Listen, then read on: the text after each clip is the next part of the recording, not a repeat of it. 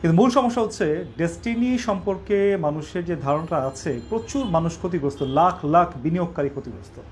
আপনি দেখেন যতগুলো পত্রিকা নিউজ করছে বা দল যে ওনারা গঠন করলো, গত 3 দিন যাবৎ প্রায় প্রায় প্রতিটা পত্রিকা অনলাইনে রিপোর্ট করছে। আপনি সেখানে কমেন্টগুলো দেখেন, সেখানে প্রচুর বিনিয়োগকারী তারা বলছে যে আমার টাকা ফেরত দাও, তারপর তুমি দল করো।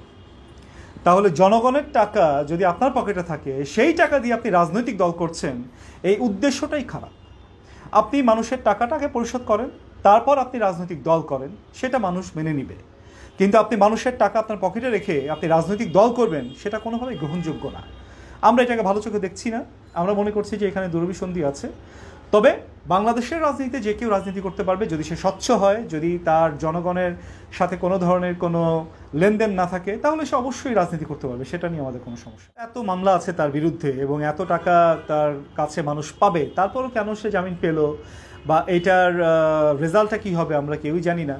কিন্তু বিনিয়োগকারী যারা, তারা অনেকে আত্মহত্যাও করেছে।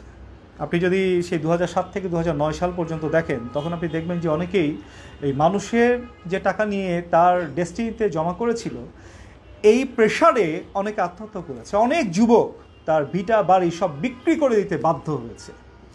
অনেকে তার সম্পত্তি বিক্রি করে দিয়ে টাকা দিতে বাধ্য হয়েছে, ক্ষুদ্র ক্ষুদ্র যারা বিনিয়োগকারী আছে।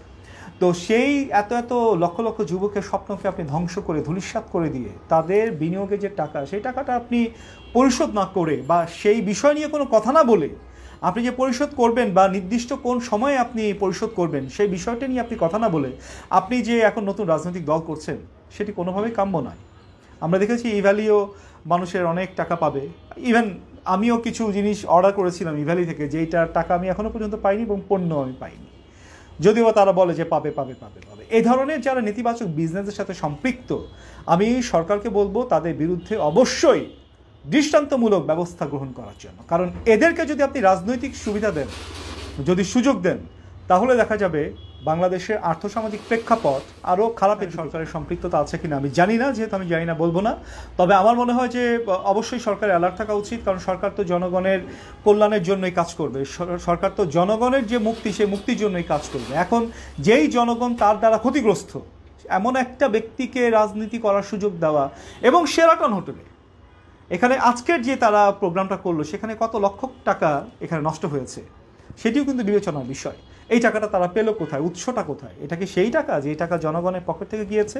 এই টাকা কি সেই টাকা যেই টাকা এই যে বিনিয়োগকারী যারা কিনা স্বল্প স্বল্প টাকার বিনিয়োগকারী, সেই বিনিয়োগকারীদের স্বপ্ন ভঙ্গের টাকা?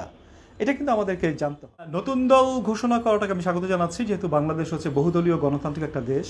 আমাদের সংবিধান বলেছে যে যে কেউ ইচ্ছা করলেই দল করতে পারবে, সেটা নিয়ে কোনো সমস্যা নেই।